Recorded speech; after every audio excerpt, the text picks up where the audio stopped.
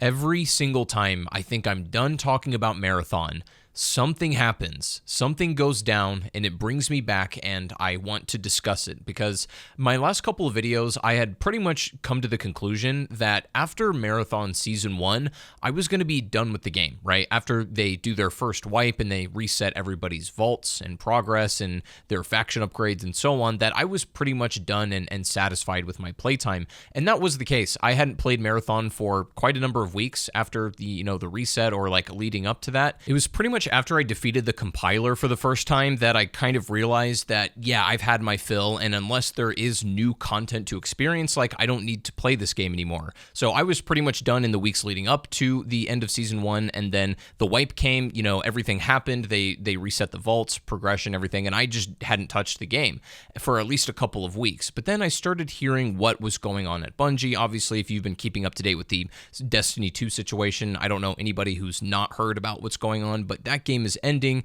and it's also kind of related to what the future of Marathon is going to end up looking like, as there is going to be no more D2 content. It puts Marathon in a really precarious position. And not to mention, since my last two videos on the subject, Marathon tried a free weekend and then even a discounted rate to purchase the game for people who were interested after that weekend playtest, and we'll talk about the results of that experiment in a little bit. But I felt like in order to talk about all of this, I needed to actually play Season 2 a little bit for myself. So over the past couple days, I did decide to jump back on and start playing, and I had noticed that quite a lot had actually changed. So first and foremost, they did add a brand new runner, and this one is named Sentinel. To tell you the truth though, I've been playing Marathon for maybe the last 4 or 5 days at the time of me making this video, and I don't think that I have ran into the new character a single time in any of my games. I have legitimately never seen him in a lobby yet.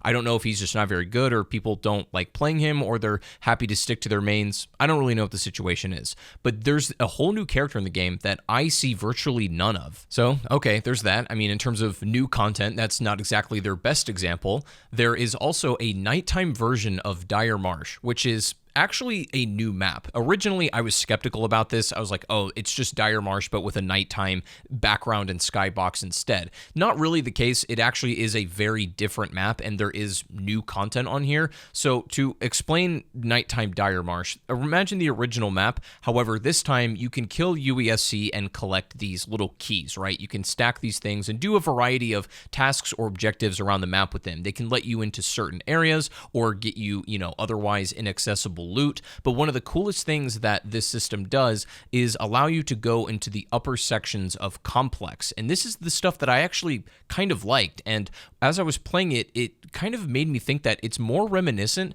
of the original vision of this game. In my last video, I had talked about what Marathon was originally supposed to be in early development, and it kind of clicked that the thing that I'm playing here in Dire Marsh Nighttime is so much closer to what they were originally planning. It's not really heavy on the extraction stuff anymore. In fact, Dire Marsh Night is one of the least oppressive PvP maps because they give you so many opportunities to be able to exfil, and the PvP is way less brutal just because there isn't as much pressure this time. You can run into people in nighttime Dire Marsh, but for the most part, there's so many other opportunities to just be doing your own thing that you may not even encounter or be forced to encounter as many players.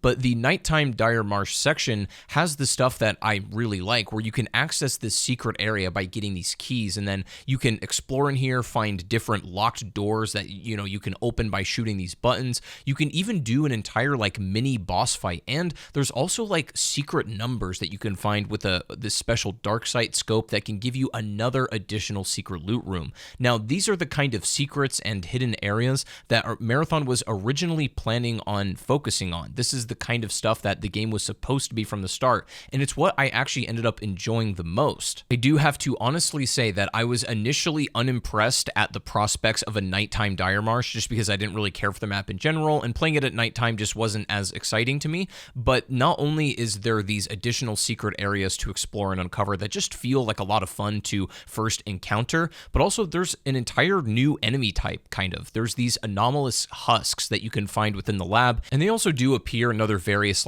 outside areas within Dire Marsh Night, but they're heavily concentrated in the secret laboratory, but they're so cool looking. And again, it just reinforces this feeling that Marathon has such cool potential and great visuals and awesome enemy design. They just very rarely, if ever, utilize them well. So that's all to say that I was genuinely a lot more impressed than I thought I would be with Dire Marsh Knight, but that's about where my praise ends, because everything else about Season 2 is completely unimpressive to me. See, one of the biggest problems that I had, especially with the fact that they were wiping the game, was that there is genuinely no new endgame content at all. The only endgame to come back besides Nighttime Dire Marsh and all of its little secrets and boss fights and things like that is Cryo Archive and, of course, the compiler. Now, again, Cryo Archive is a great map, and, that's awesome, but I've already done the compiler, so I don't need to do that again. I don't know how they thought it was a good idea to introduce a new season, wipe the game, and make everybody's progress completely reset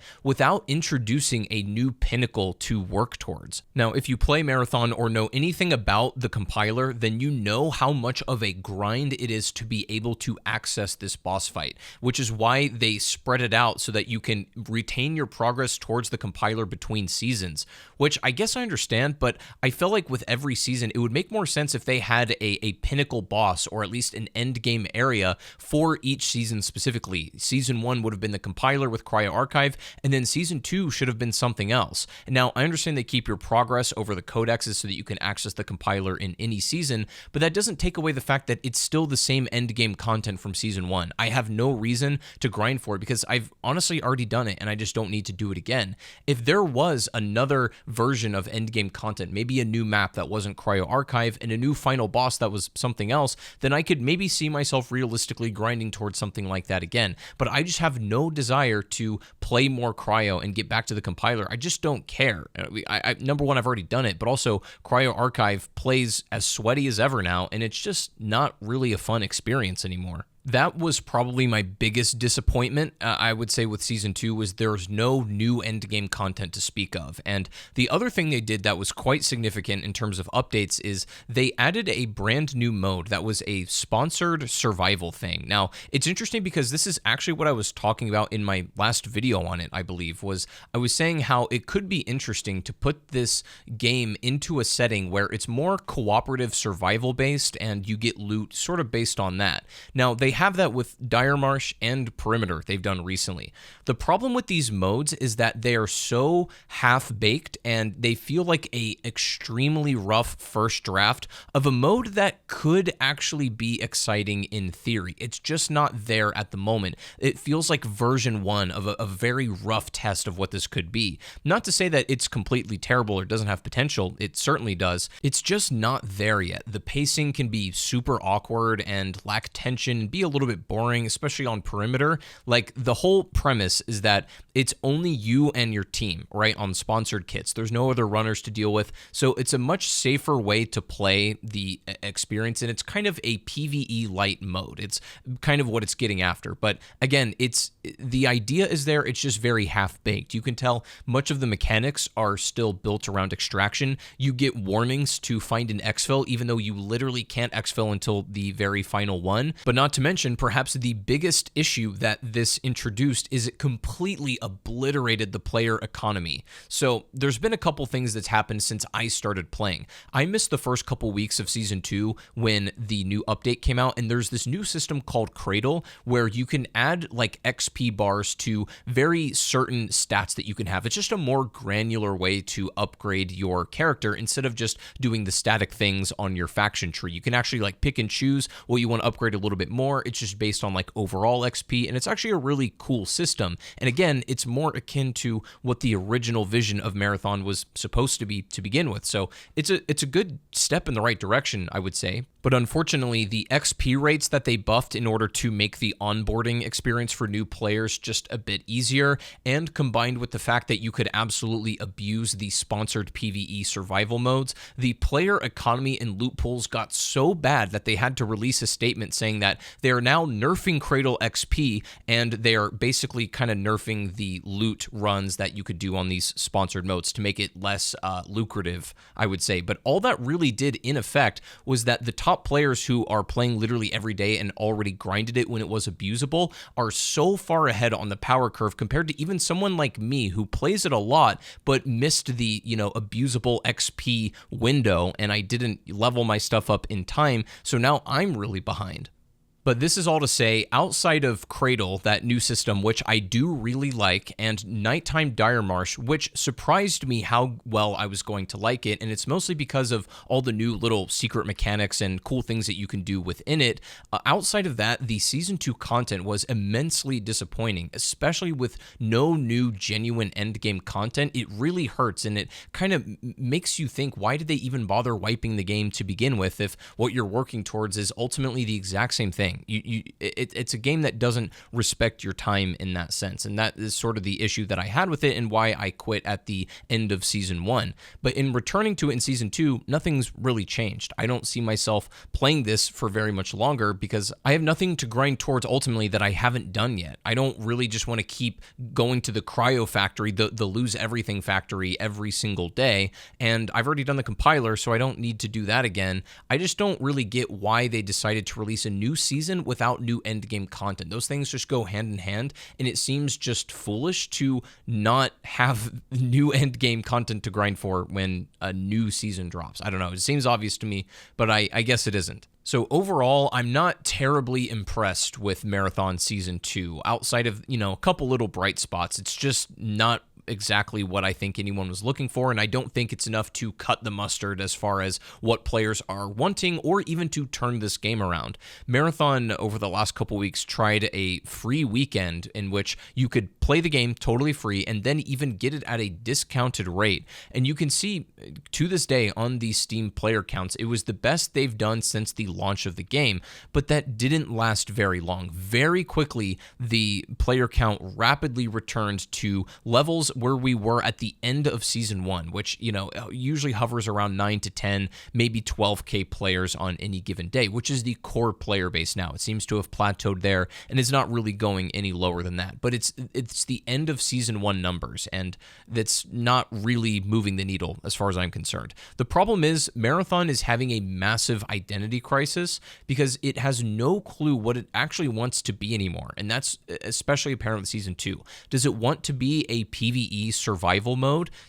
Those kind of sponsored playlists seem to indicate that there's at least some interest in doing that, but it's not really a PvE game because you can still take all of that loot into the PvP standard modes. There are some really neat PvE additions, like the upper labs in Complex in Dire Marsh Night is super cool, and again, I can't overstate how awesome it actually is. But they haven't committed to that idea. It's still ultimately an extraction game at the end of the day. So I just don't think Marathon even knows what it wants to be right now. I think they're trying everything and just seeing what sticks, seeing if anything moves the needle whatsoever.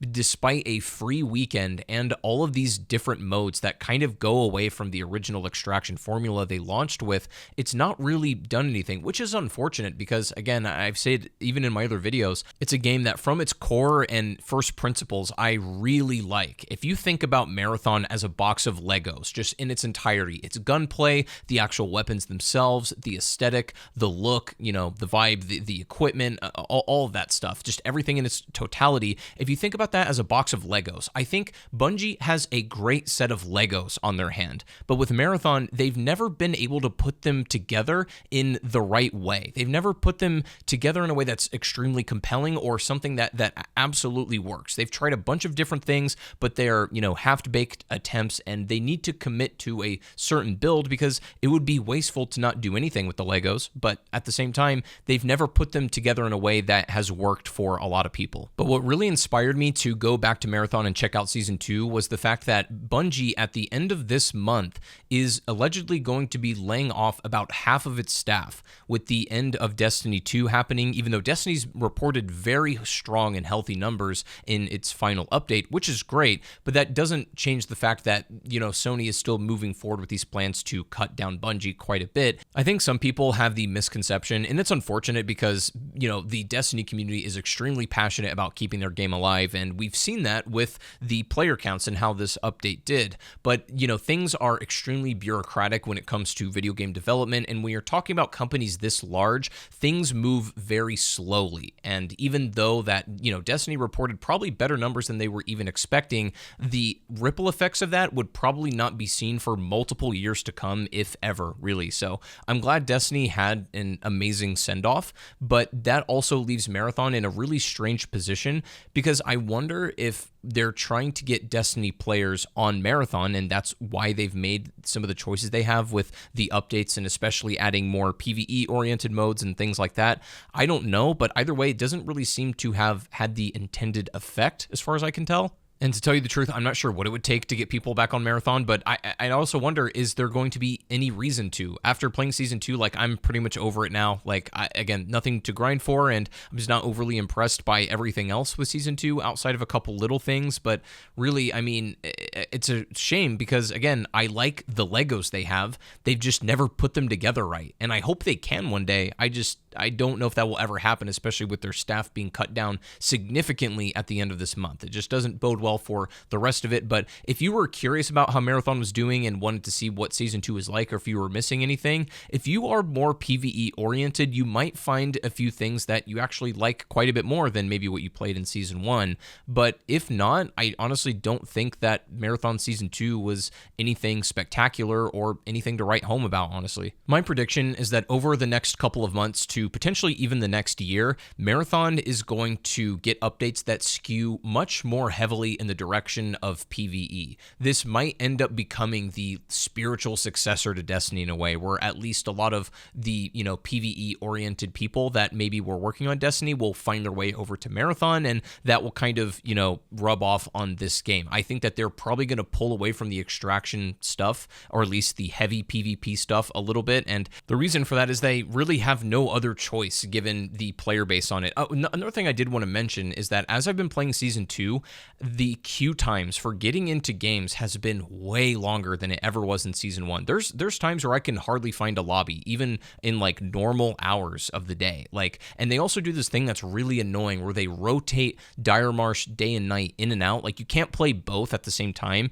One gets locked while the other one opens up, and they're only unlocked for an hour and a half. It's really annoying, honestly. I just wish that everything was unlocked all the time and I could play what I want to, whenever I want to jump into it. But I don't think they can do that because I don't think they have the player base to keep the queues healthy enough. So they have to shut things off to open other ones up to feed players into it. That's my theory anyways. I don't know. But either way, I don't think I'm going to be playing very much more Season 2. I don't have any reason to play anymore. I've already done everything at this point, so I don't expect Season 3 to be much better, but I guess we'll have to wait and see, especially after all the shakeup at Bungie that's coming. So maybe I'll keep an eye on it, maybe not. We'll see. But anyways, I just wanted to talk about it. I'll see you guys in the next one.